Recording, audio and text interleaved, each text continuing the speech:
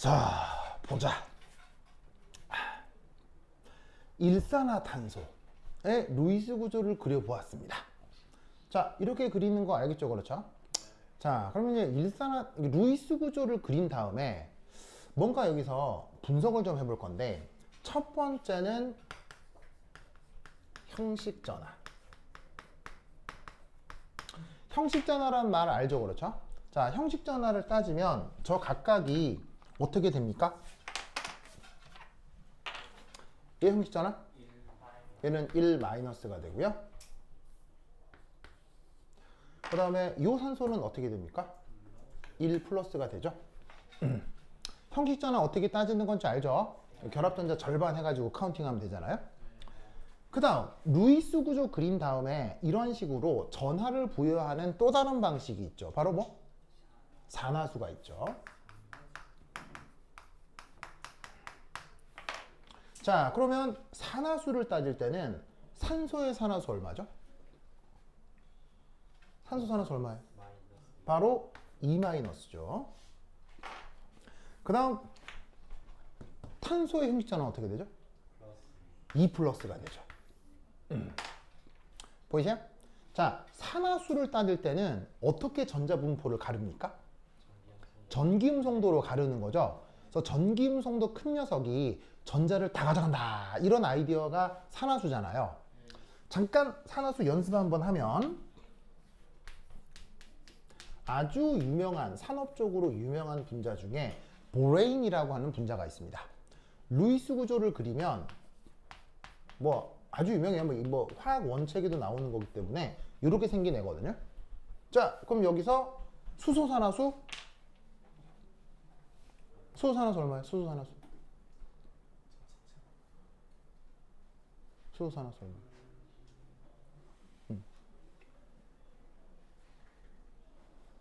얼마? 소연세자군.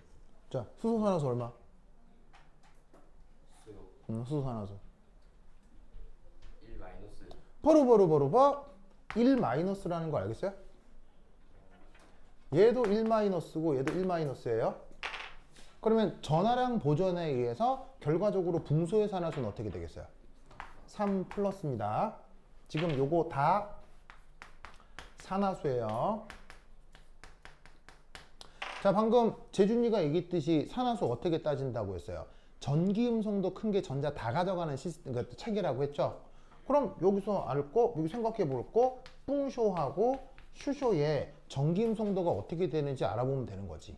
그러면 이따 슈쇼의 전기음성도 우울매 2.2입니다.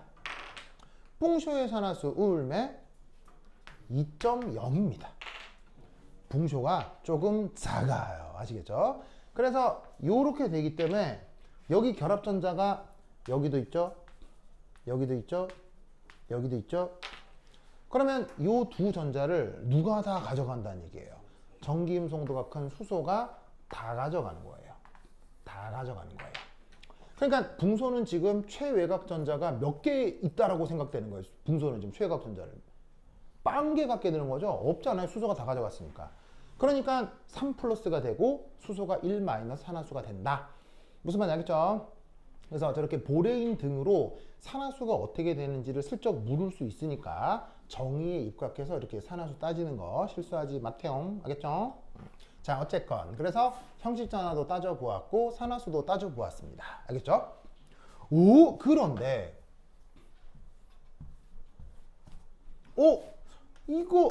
이거 뭔가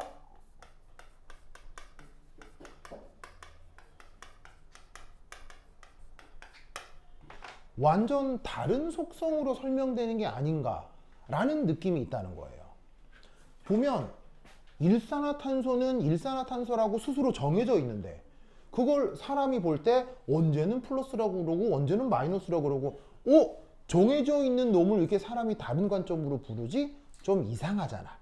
그래서 이때 형식전화라는 개념과 산화수라는 개념이 화학에서 어떻게 활용되는지를 알 필요가 있는 거예요. 무슨 뜻인지 아시겠죠? 그래서 형식전화하고 산화수를 화학에서 어떻게 활용하는지 슬쩍 말씀을 드리도록 하겠습니다. 우선 첫 번째 형식 전하.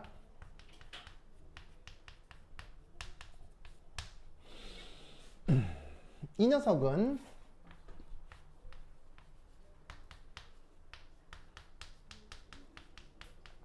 루이스 구조상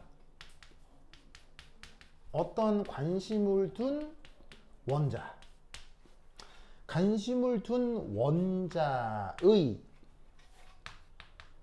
전하 분포를 반영하는 겁니다. 전하 분포 무슨 말이겠어요? 전하하하 알겠죠? 자 그럼 여기서 전하 영어로 뭐라고 해요? 전하 charge라고 하죠. charge.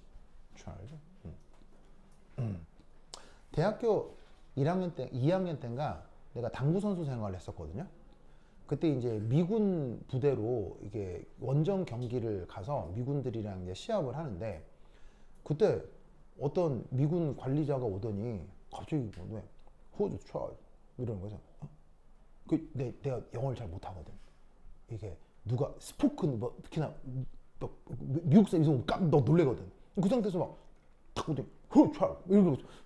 놀래가지고 잘 모르겠다. 그래서 I beg your pardon 그러니까 Who is the charge? 라고 하는 거예요. 그래서 Who is the charge? 라고 하는 거예요. charge가 맞느냐고 했더니 맞대, charge래요. 그래서 아니 사람이 전화량이야? 이게 무슨 charge의 어떤 뜻이 있죠? 책임자라는 뜻이 있어요. 책임자. 시험하러 왔으니까 우리 쪽 책임자가 있을 거 아니에요. 그 책임자랑 뭐 업무 얘기를 해야 되는데 내가 이 말을 못 알아들었던 거지. 그 뭐냐면 영어 사전을 찾으면 전하라는 뜻이 먼저 나오겠어요? 책임자라는 뜻이 먼저 나오겠어요?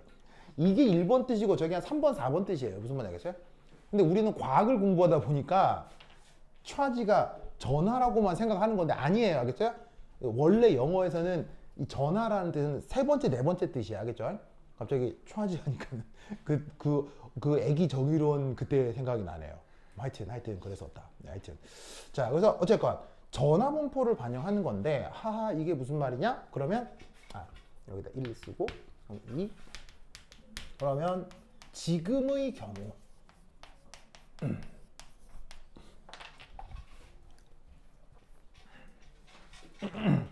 자, 지금의 경우 어떻게 생각을 해볼 수 있냐면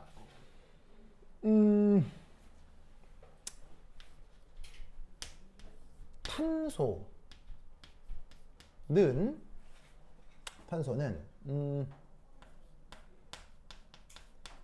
4개의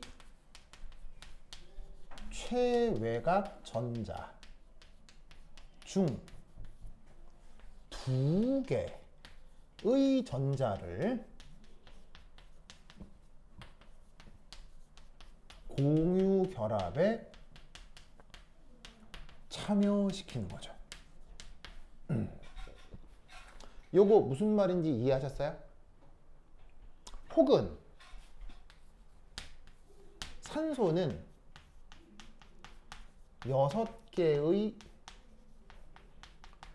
최외곽 전자 중 4개의 전자를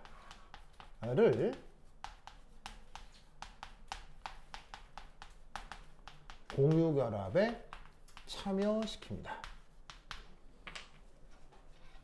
이것 또한 무슨 말인지 알겠어요?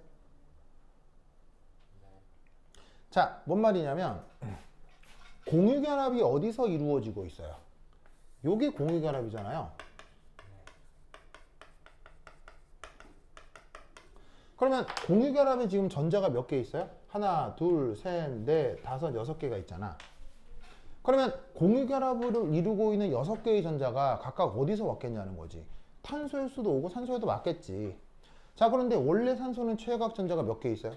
6개가 있잖아요. 6개가 있잖아요. 6개가 있는데 산소에 비공유 전자가 몇 개 남아 있어? 2개 나왔잖아. 그럼 4개 어디 갔겠어? 여기 오겠지. 여기 어디 갔겠지 뭐. 그 다음에 탄소 최외곽 전자 몇 개? 4개 있잖아. 4개 있는데 비공호 전자 몇 개 남아있어? 여기 2개 남아있잖아. 그럼 2개 어디 갔냐고. 여기 갔겠지. 그 얘기 하는 거예요. 무슨 말인지 알겠죠? 그래서 되게 심오한 분석이에요. 놀라울 정도로 단순한 분석이에요. 아무 얘기도 아니잖아요. 그죠? 아무 얘기도 아니잖아. 근데 놀랍게도 아주 전문적인 화학책에 이렇게 설명이 되어 있습니다. 알겠죠? 그래서 화학적인 설명이란 아주 단순한에서부터 온다라는 거. 그래서 아주 전문적인 화학책이 이런 설명이 있다라는 거. 그러면 여기서 우리는 어떤 해석을 해볼 수 있냐면 이거죠. 공유 결합에 산소 원자가 더 많은 전자를 공급하고 있구나. 맞죠? 공유결합이 이루어지는 상황에서 산소가 더 많은 전자를 공급하고 있구나 라는 것을 알 수 있다는 얘기죠. 무슨 말인지 알겠어요? 그러면 여러분 전하 charge는 무엇과 무엇으로 구성되죠? 원자 입장에서의 charge는 무엇과 무엇으로 구성되죠? 바로 핵 전하와 전자의 전하량 이 두 개로 구성되는 게 전체 전하라고요. 무슨 말 알겠어요? 아시다시피 핵 전하는 플러스 전하예요, 마이너스 전하예요? 플러스 전하고 전자는 마이너스 전하잖아요. 무슨 말 알겠어요? 전하라고 하면 이 둘을 동시에 얘기하는 거라고요. 무슨 말 알겠죠?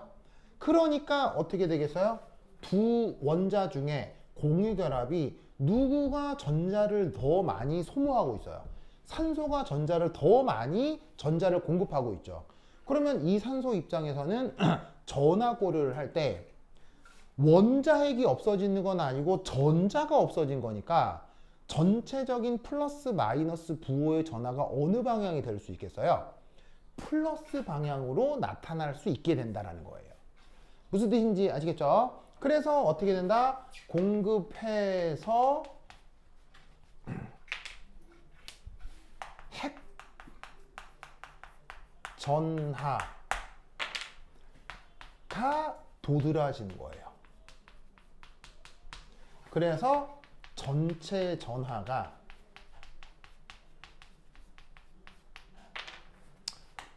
플러스 방향이 되는 겁니다. 그래서 실제로 실험적으로 측정을 하면 실제 부분 전하 분포 어떻게 되냐면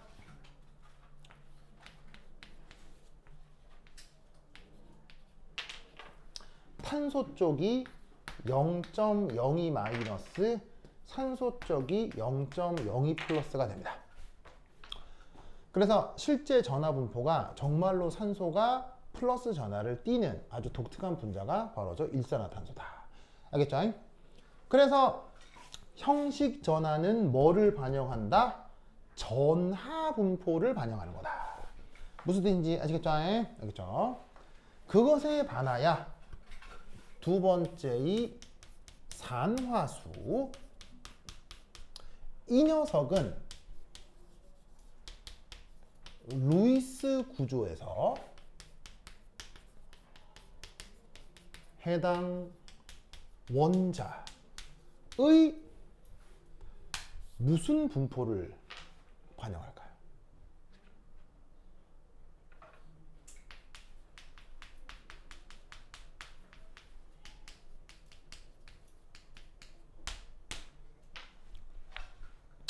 해당 원자의 무슨 분포를 반영하는 게 뭐냐면은 산화수일까요? 아까는 핵전하와 전자의 전하량을 다 합친 전하 분포를 보여주는 게 형식 전하라고 했잖아요. 근데 산화수는 뭘 보여주는 거냐면 전자 밀도를 보여주는 거예요.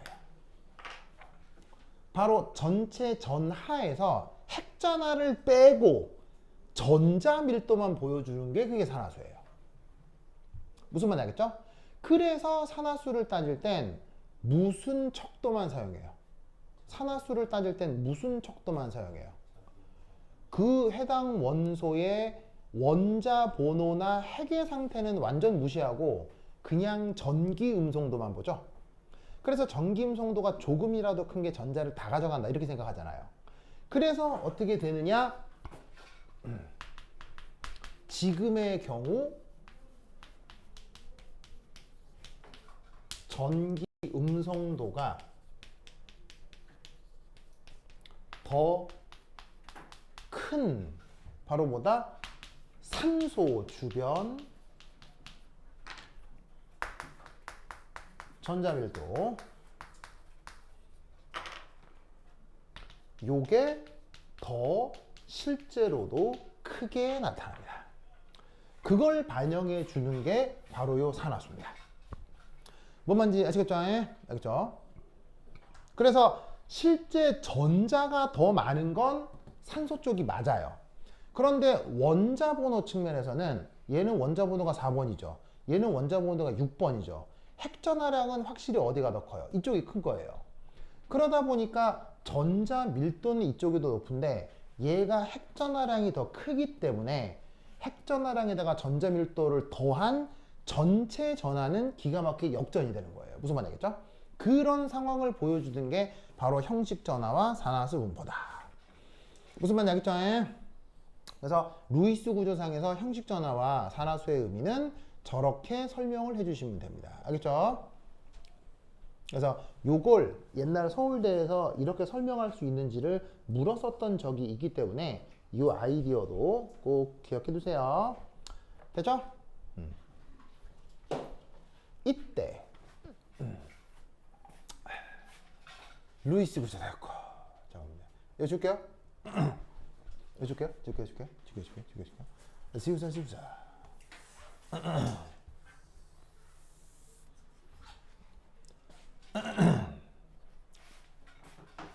이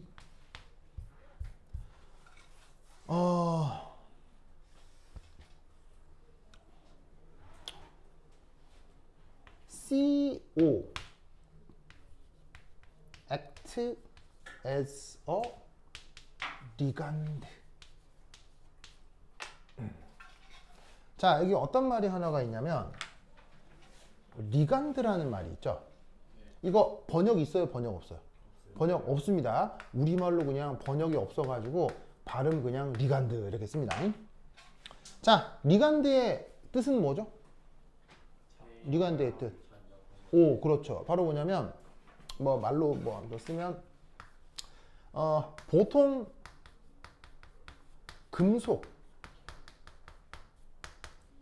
요런 녀석 등의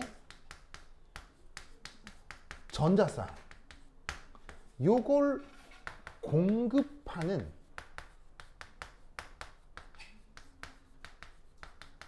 비금속 화학종을 우리가 리간드라고 하는 거죠. 아시겠죠? 그런데 그렇게 비공호 전자쌍을 공급을 해서 또 이제 무슨 결합을 이루어요? 들어본 적 있겠죠? 배위결합. 그러면 그런 식의 배위결합을 이룰 수 있는 리간드 중에 전 우주를 뒤져서 가장 강력한 리간드가 뭐냐라고 묻는다면 바로 누구? 일산화탄소입니다. 전 우주를 뒤졌을 때 1등 리간드가 일산화탄소입니다. 기가 막히죠. 무슨 말인지 알겠어요? 그런데 이 일산화탄소가 리간드를 이룬다는 것이 지구 생태 환경적으로 왜 중요합니까? 왜 중요합니까? 바로 제가 리간드로서의 영향력이 너무 강력하기 때문에 히모글로빈 같은 산소 운반 전달체를 쟤네들이 포화시켜 버릴 수 있습니다. 그럼 쟤들이 산소 운반체를 포화시켜 버리면 누구가 성립될 수 없어요. 자, 일산화탄소가 산소 운반 전달체를 포화시켜 버리면 누구가 생존할 수 없어요? 생명이 살아남을 수가 없죠. 그러면 자 여기서 또 하나 딜레마. 그러면 우리 지구 환경에서는 생명이 먼저 존재했어요? 일산화탄소가 먼저 존재했어요? 일산화탄소가 먼저 존재했죠. 지구가 만들어지고 지각이 형성되면서 화산활동이 시작되면서 밑바닥에 있었던 탄소화물이 일산화탄소나 이산화탄소 형태로 대기 중으로 이렇게 나온다고. 그래서 원래 원시 지구 대기에는 메테인 가스, 뭐 일산화탄소 이런 게 가득했다고요.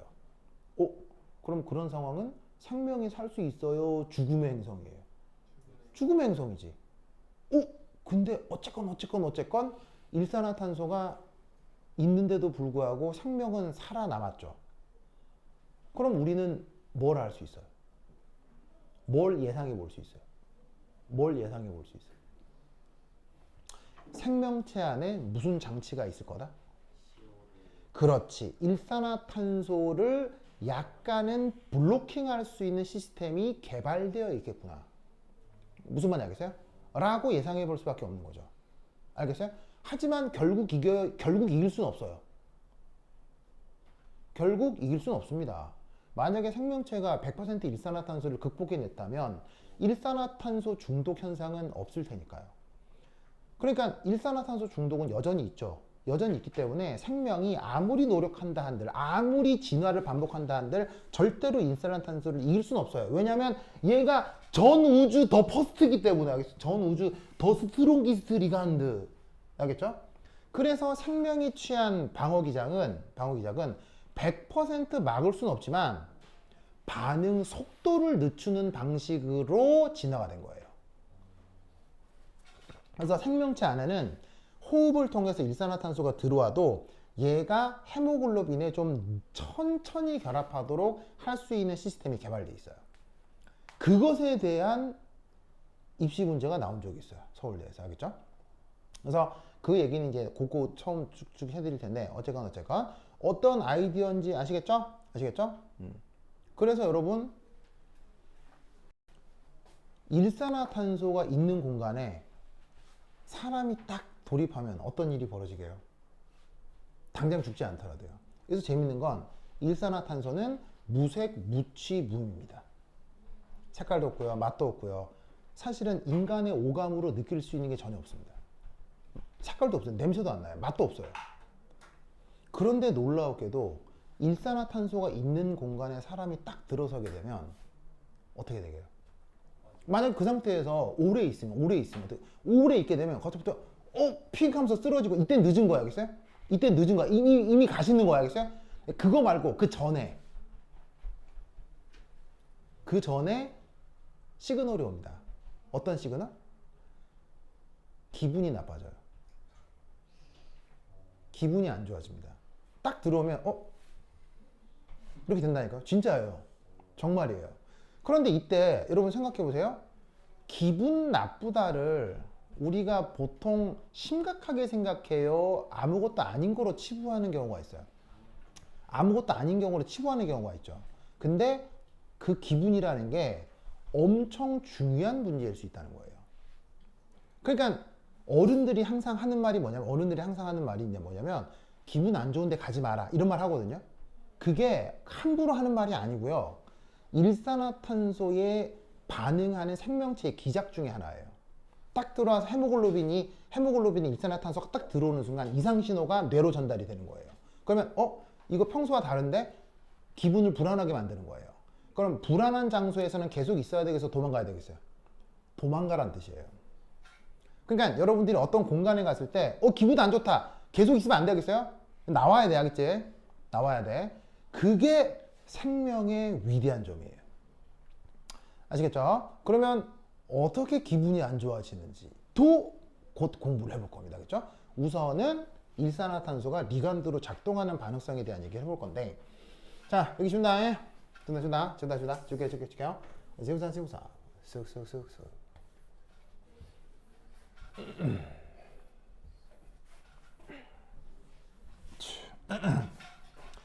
자, 그럼 우선 첫 번째 1.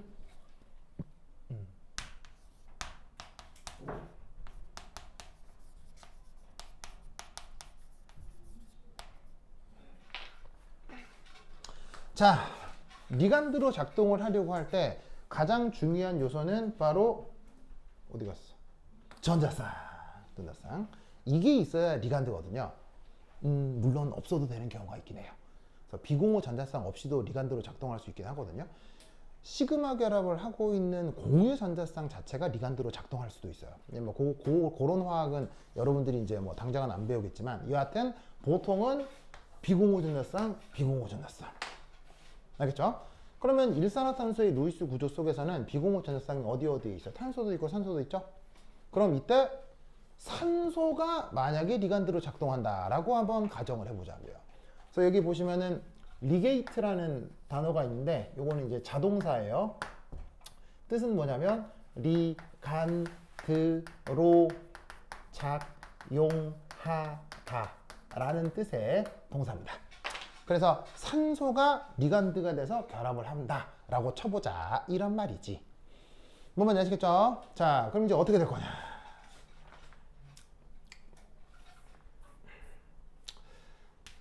짜잔. 자, 뭐 줄임말이겠어요? 금속. 금속을 영어로 메탈이라고 하니까. 그럼 여기에 산소, 탄소, 비공호전자 라고 한다면 여기에 있는 요 산소의 비공호전자가 이압하고 금속에 제공이 돼서 배위 결합이 만들어졌다 치자 이런 말이에요.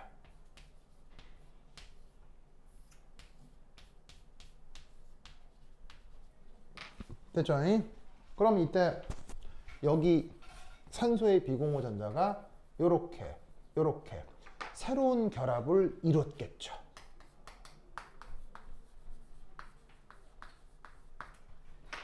자, 이때 산소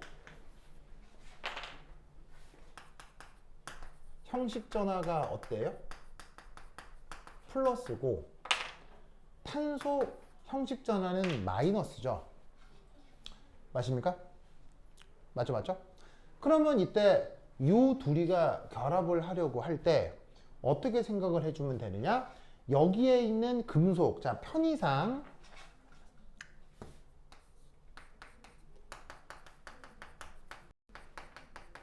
전기적으로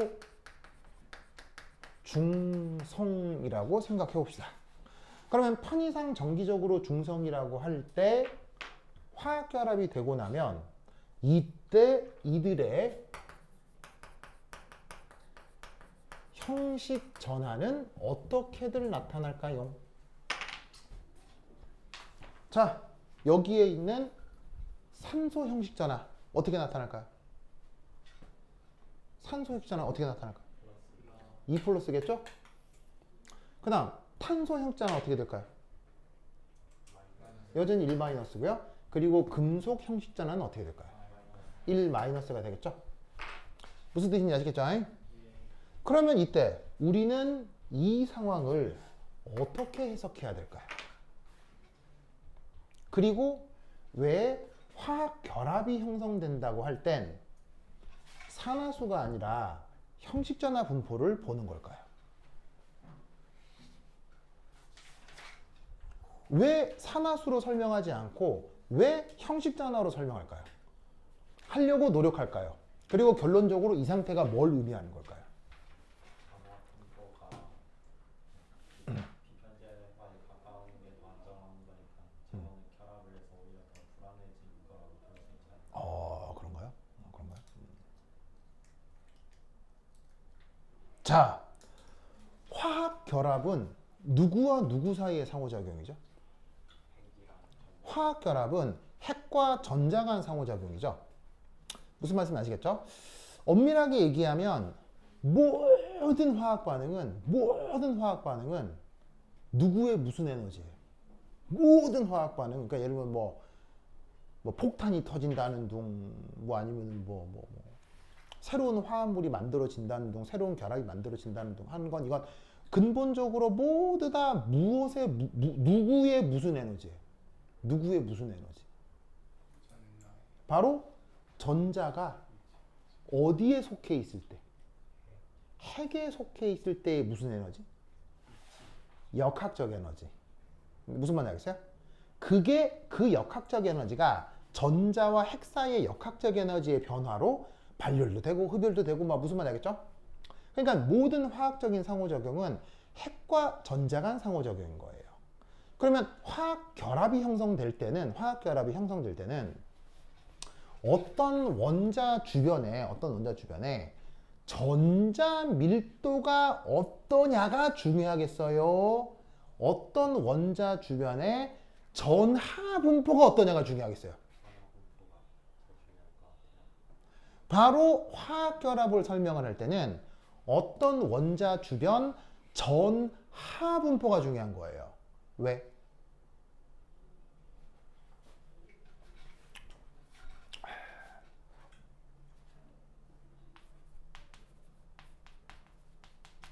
화학 결합 형성에서는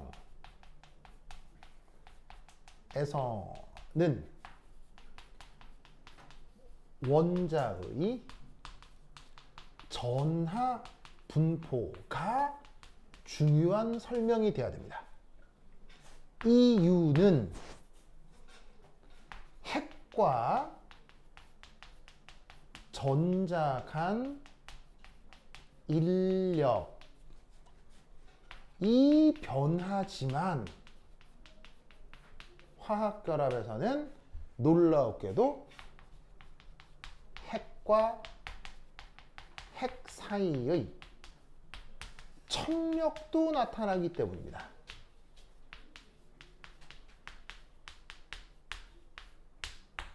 무슨 말인지 알겠어요? 자, 여기에 산소의 원자 핵이 있죠. 여기는 금속의 원자 핵이 있죠. 그러면 새롭게 화학결합이 만들어지면 어이구 이 전자가 여기 있는 금속 원자 핵이랑 인력이 있네 이렇게 생각할 수 있잖아요. 근데 당연히 무슨 상호작용도 나타난다고요. 이 핵하고 이 핵이 없던 청력이 생겼구나. 무슨 말인지 알겠어요? 자, 이렇게 무한정 떨어져 있으면 이 핵하고 이 핵의 청력은 뭐 별로 고려할 필요가 없는 거죠. 근데 화학결합이 돼버리면 이 핵하고 이 핵에 뭐도 나타난다는 얘기예요. 청력도 나타나는 거예요. 그러면 핵과 핵 사이의 상호작용까지 고려를 하려면 전자 분포가 중요하겠어요? 전하 분포가 편하겠어요? 그러니까 형식전화를 따지는 거예요. 무슨 말인지 알겠죠? 그러면 잘 보세요. 산소 입장에서 형식전화가 2+가 됐다는 거는 뭘 의미하겠습니까? 다른 원자 핵과 아주 뭐가 커졌다? 청력이 매우 커졌다 라는 뜻이 되는 거예요. 무슨 말인지 알겠어요? 그냥 전자하고 핵 사이에 인력이 나타나는 건 맞는데 그 외에 이 핵하고 이 핵의 청력이 아주 심하게 커졌음을 보여주는 지표가 2+ 형식전화 같은 거라고요. 뭔 말인지 아시겠습니까? 그러면 화학결합을 이뤘는데 핵과 핵 사이에 청력이 세다. 그 화학결합 되겠어요? 안 되겠어요? 뭐 안 된다 이런 말이지. 무슨 뜻인지 아시겠죠? 그래서 이런 베이결합은 된다 안 된다? 아니 돼요. 무슨 말 알겠죠? 그래서 서울대 입시 문제 중에 뭐가 나왔냐면 그래서 일산화탄소를 호흡을 통해 받아들이면 요놈의 일산화탄소가 헤모글로빈에 있는 철이랑 배위결합을 하는데 그 외에 산소가 배위결합하느냐 탄소가 배위결합하느냐를 설명하티요 라는 문제가 나온 적이 있다 이런 말이지. 무슨 말 알겠죠? 그렇죠? 그때 어떻게 설명을 하고 요런 얘기를 해주면 돼요. 근데 그냥 앞뒤 다 자르고 생각 안 나면 그냥 얘는 형식전화가 플러스고 얘는 형식전화가 마이너스여서 얘가 결합합니다 라고 얘기도 돼. 알겠어요? 그래도 정답 80%는 받을 수 있어. 왜냐면 이 모든 긴 얘기를 다 뭉뚱그려 놓은 게 형식전화라는 개념이라서. 무슨 말 알겠죠? 근데 그 형식전화를 분석해 들어가면 이런 논리를 만들 수 있다는 거지. 무슨 말 알겠죠? 자, 그러면 이제 결론적으로 누가 배이결합 한다는 얘기겠어요? 탄소가 배이결합 한다는 얘기겠죠? 그럼 탄소가 배이결합을 할 때 어떤 예쁜 일이 벌어지는지 한번 살펴보자 이런 말이지. 지환아? 거의 다 끝났어요? 여기 좀 기절하려고 그래요? 네. 지환아 힘내야겠죠? 네. 그래. 자, 지운다. 네, 줄게요. 자, 준다. 지우사. 쑥.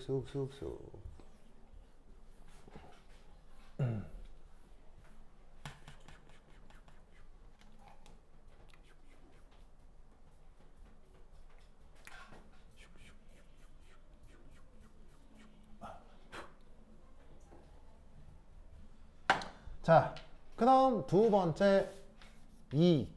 아까 이제 산소는 실패했잖아요. 그럼 산소 말고 누구 해볼까요? 탄소. 자, 탄소가 베이게라고 한다고 치자. 그럼 이제 여기에 이제 탄소, 너는 산소. 보이시죠? 자, 그럼 이따 여기서 바로 형식전화 분포 어떻게 돼요? 이게 탄소가 마이너스고 여기가 산소가 플러스죠. 그죠? 자, 그러면 아까와 동일하게 정기적으로 중성인 금속의 베이결합을 한다라고 치면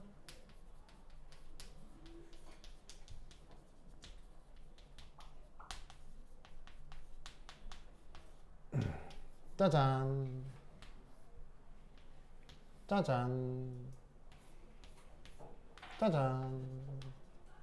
이렇게 될 거 아니에요. 그지. 그럼 여기서 열애. 자, 이렇게 해놓고 여기서도 마찬가지로 뭘 따져볼 거냐는 거지. 형식 전하. 뭐 돼요? 형식전화 뭐 돼요? 0. 혹시 이런 말 들어본 적 있어요? 루이스 구조 그릴 때 형식전화 0 될수록 좋다. 그게 왜 그런 거겠어요? 루이스 구조 그릴 때 형식전화 0 되는 게 좋다. 이게 무슨 의미겠어요?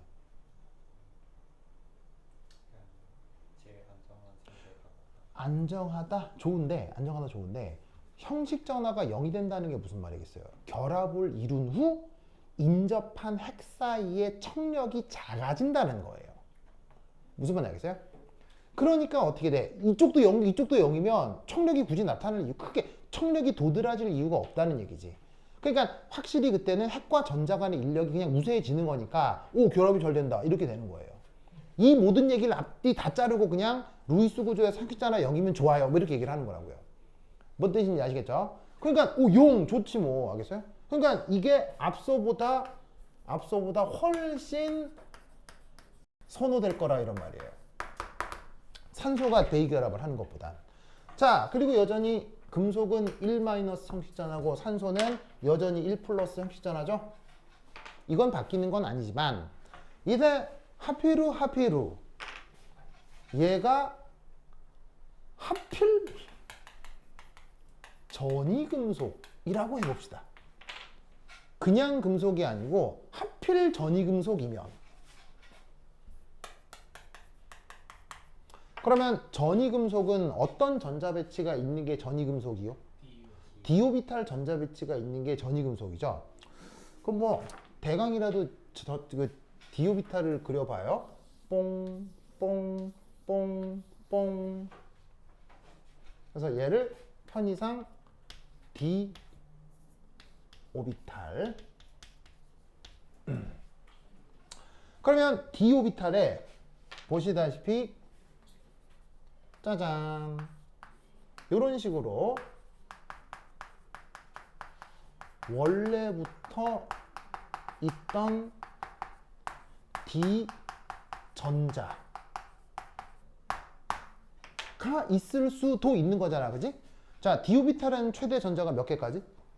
10개까지. 그럼 뭐 디오비탈에 이놈은 전자가 뭐 1개 있을 수도 있을 거고 10개 있을 수도 있을 거고 있는데 그 중에 편의상 그냥 2개만 한번 그려보자 이런 얘기죠. 그러면 이때 어떤 일이 벌어진다?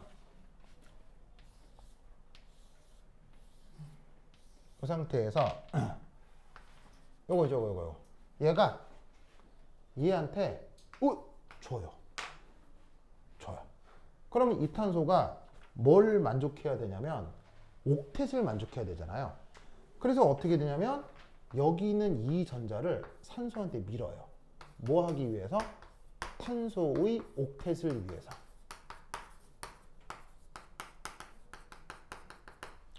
그러면 이때 구조가 어떻게 바뀌냐면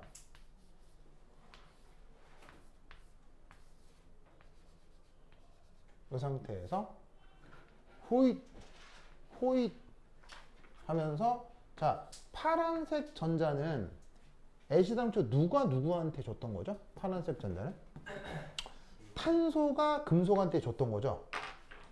근데 묘하게도 노란색 전자는 누가 누구한테 주게 된 거예요. 노란색 전자는 누가 누구한테 주게 되는 거예요. 금속이 탄소한테 데려주게 된 거예요. 무슨 말인지 알겠죠? 그리고 나서 여기에 있는 탄소하고 산소의 파란색 전자가 이렇게 산소 쪽으로 이동을 하게 되지. 무슨 말인지 알겠죠? 그러면 이때 다시 한번 형식 전화 따져봅시다. 탄소 형식자는 어떻게 돼요?